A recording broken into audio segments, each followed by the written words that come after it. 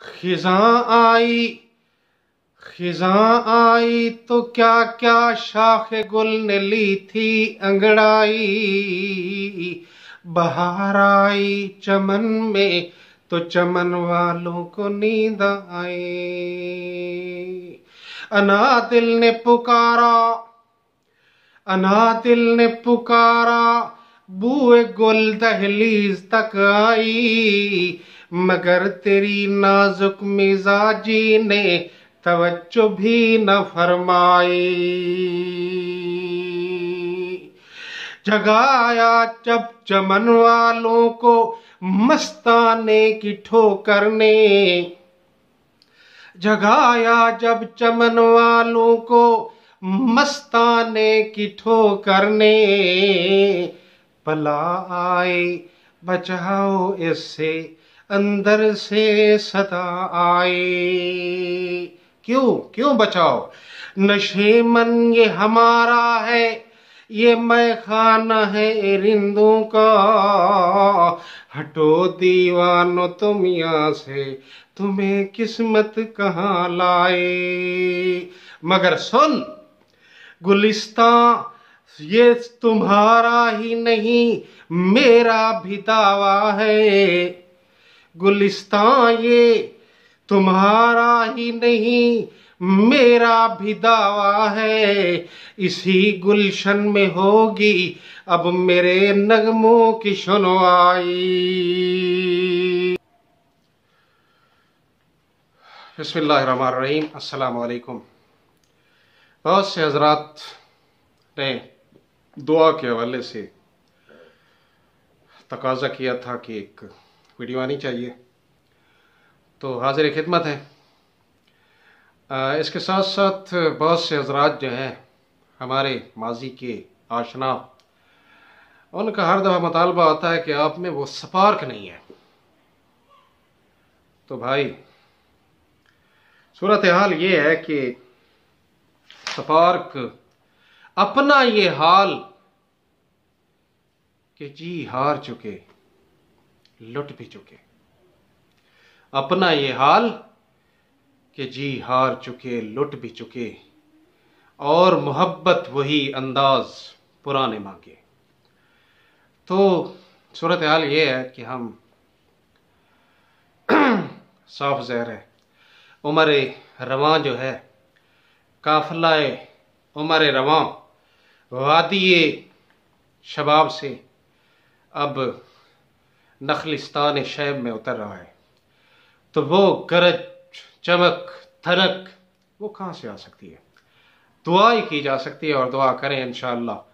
ہم بھی دعا کرتے ہیں، ویڈیو بھی دعا پہ ہے، تو انشاءاللہ اللہ تعالیٰ لعل اللہ یحدث بعد ذلک امرا۔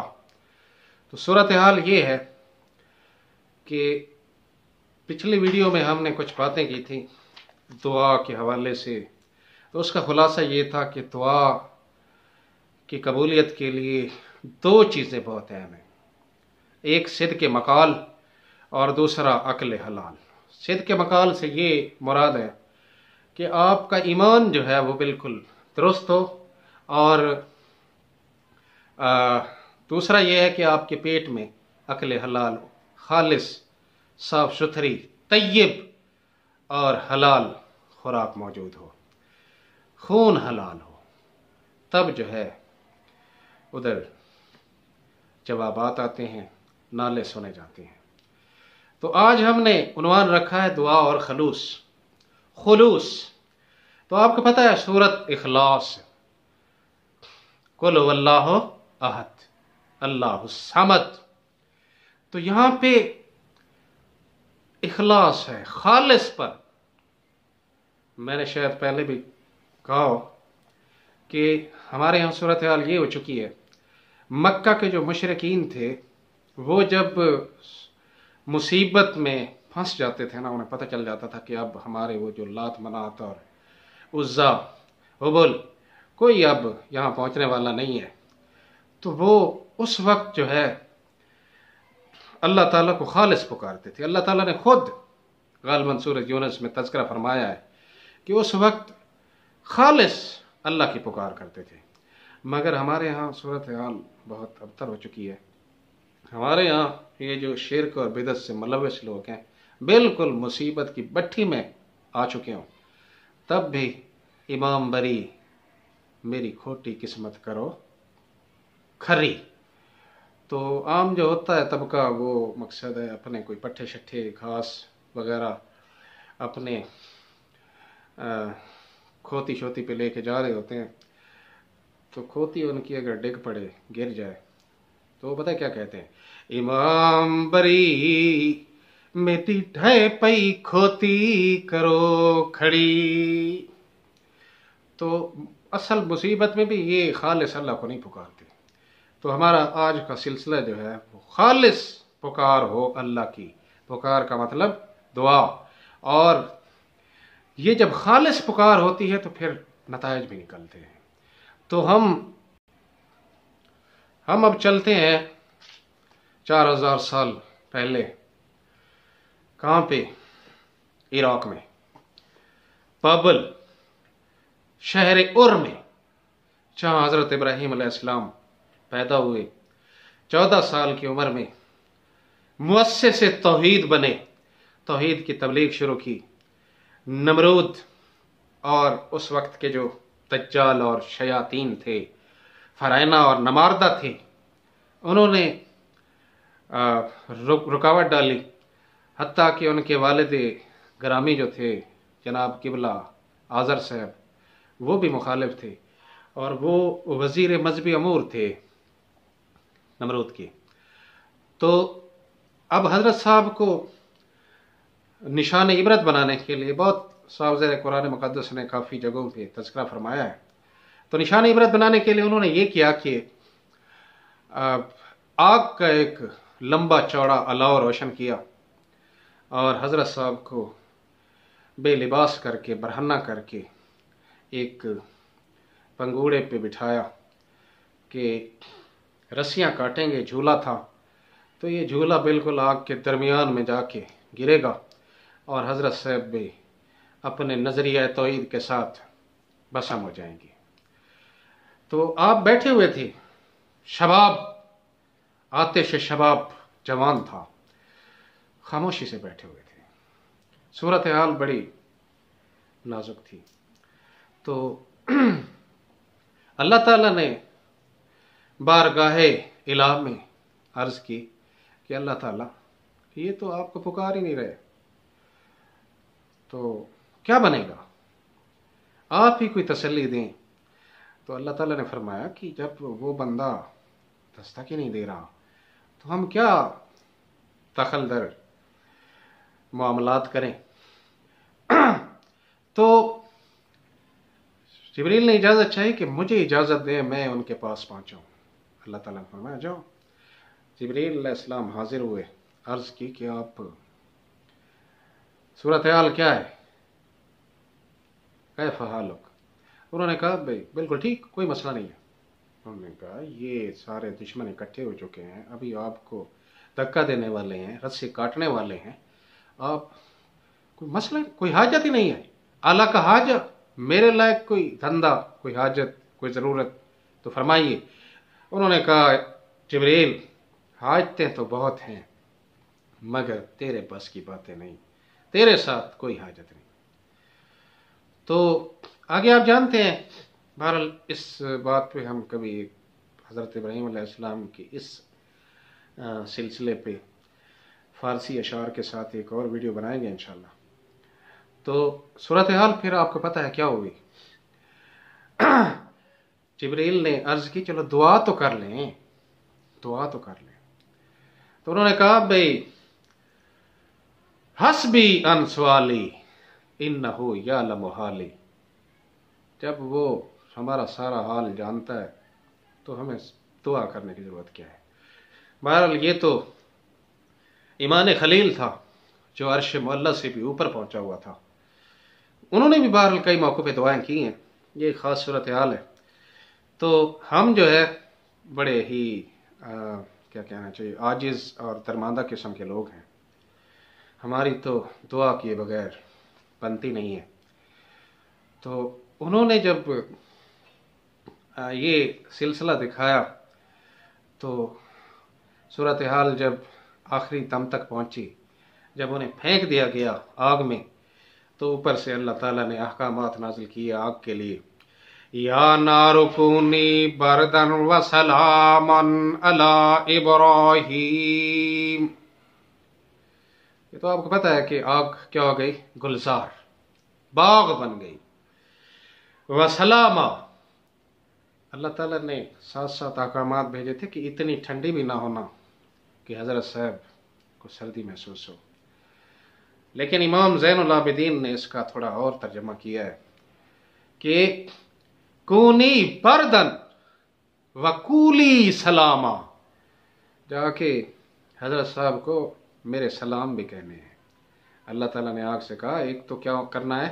گلزار بن جانا ہے، ٹھنڈا ہو جانا ہے ان کے لیے، دوسرا جب وہ مسافر پردیسی تیرے اندر پہنچے تو میں اللہ کے سلام بھی اس تک پہنچا دیں۔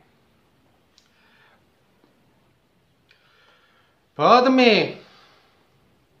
آنے والوں نے حضرت ابراہیم علیہ السلام کی وہ جو آگ گلزار ہوئی تھی اس کے مزے بھی لیے ہیں۔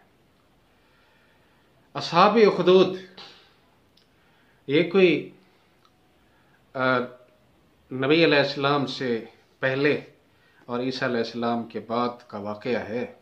یمن یا گرد و نواح میں ایک جابر ظالم، نمرود صفت اور فرعون کی خمیر سے گندھے ہوئے کسی بادشاہ نے اللہ والوں پہ، عیسائی جو تھے اس وقت، صاحب ظاہر ہے عیسائیت جو ہے وہ اتھینٹک مذہب تھا، تو وہ موحدین جو تھے اللہ کو ماننے والے، ان پہ زمین تنگ کر دی، اور اللہ تعالیٰ نے بھی نقشہ کشی کی ہے قرآن مقدس میں کہ وَالسَّمَاءِ ذَاتِ الْبُرُوجِ وَالْيَوْمِ الْمَوْعُودِ وَشَاهِدٍ وَمَشْهُودٍ قُتِلَ أَصْحَابُ الْأُخْدُودِ۔ یہ اخدود ہے خندقیں، ٹرنچز، تو یہ خندقیں کھودی گئیں، خندقوں میں آگ کے علاوہ روشن کیے گئے اور دھمکایا گیا اہل ایمان کو کہ ہم تمہیں جو ہے نا اس میں پھینک دیں گے ورنہ خدا کا انکار کر دو۔ یہ ٹرمپ اور یہ اس قسم کے بش اور یہ جو حرامی ہیں یہ پہلے بھی گزرے ہیں، یہ صرف افغانستان اور عراق میں یہ قہر نہیں ٹوٹا، اہل اللہ پہ پہلے بھی کافی مصیبتیں آتی رہی ہیں۔ بادشاہ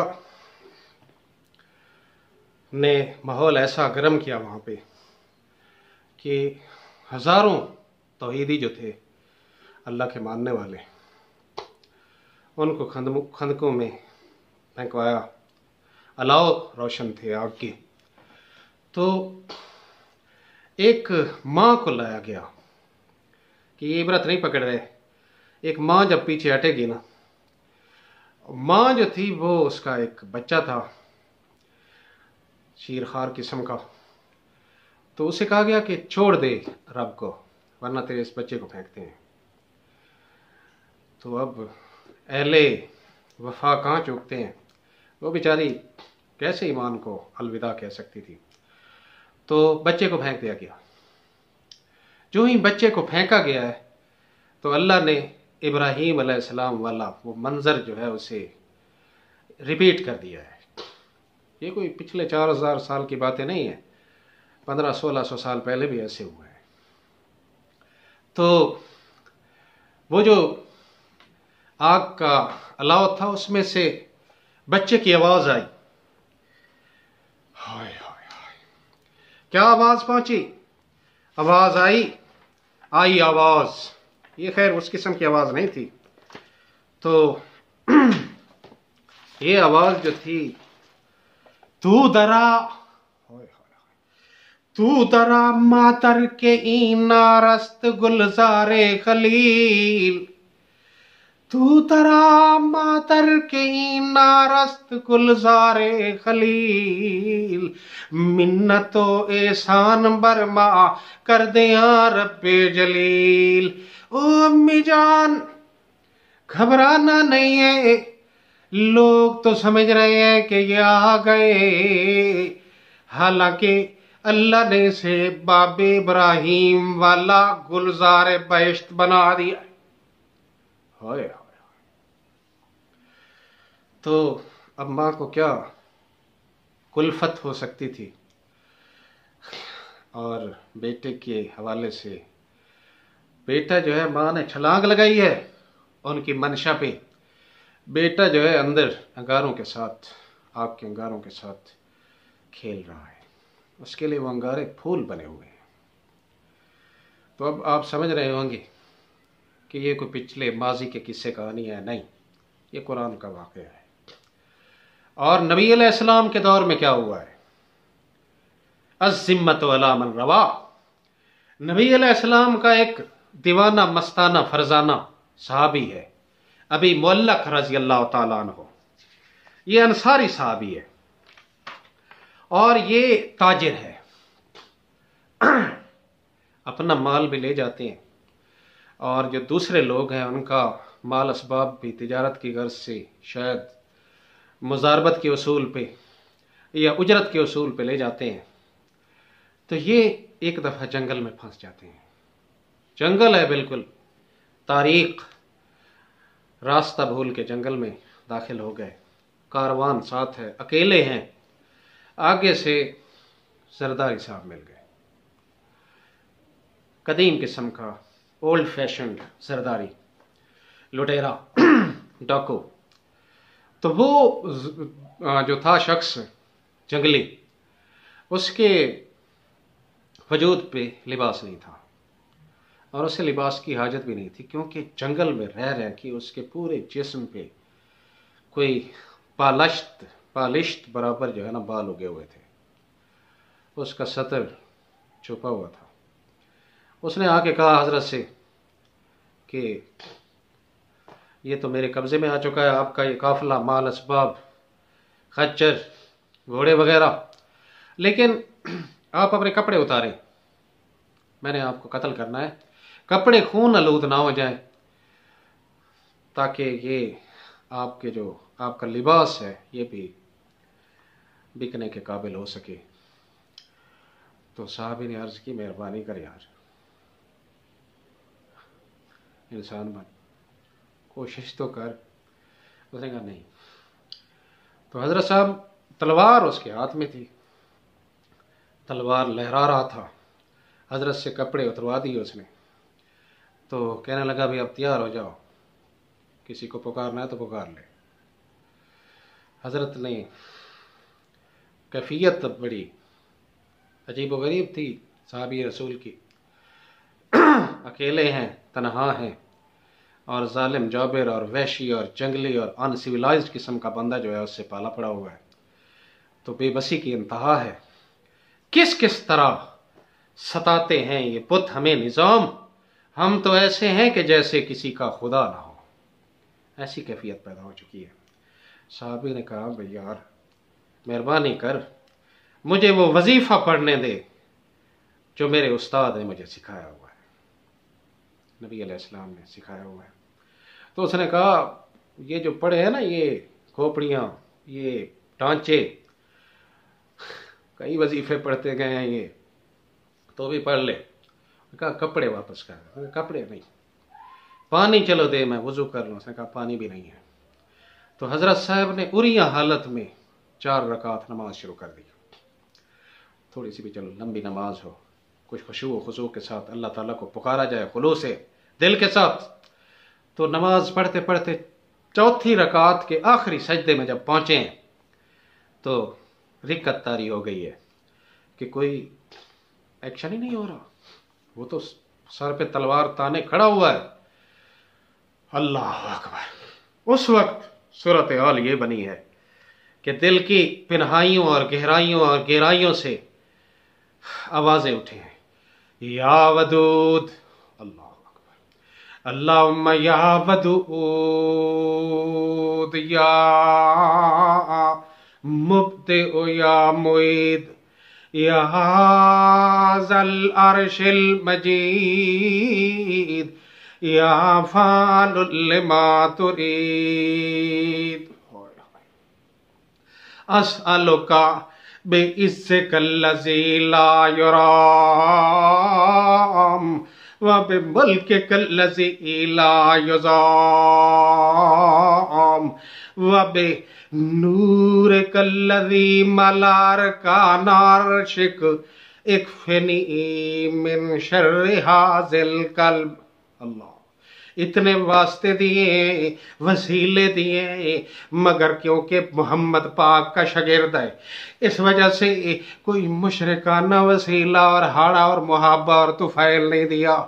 वही जो तालीम मोहम्मद है उसके मुताबिक अल्लाह को अल्लाह की ज़ात के, अल्लाह की सिफात के, अल्लाह के अस्मा के वास्ते और हवाले दिए हैं। जिस तरह अल्लाह ताला ने फरमाया था कि कुलिदुल्लाहुर्रहमान फलहुल अस्माउल हुस्ना फदू बिहा।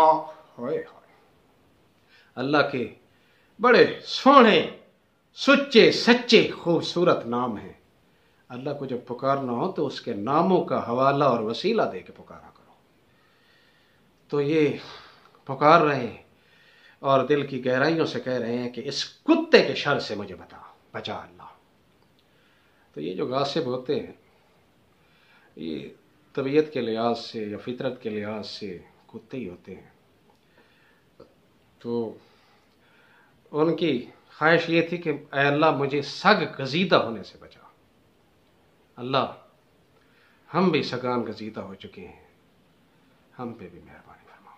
पारकैफ तो एक अचानक जो है एक शख्स ने उनका कंधा पकड़ा और झटका दे के उठाने की कोशिश की है।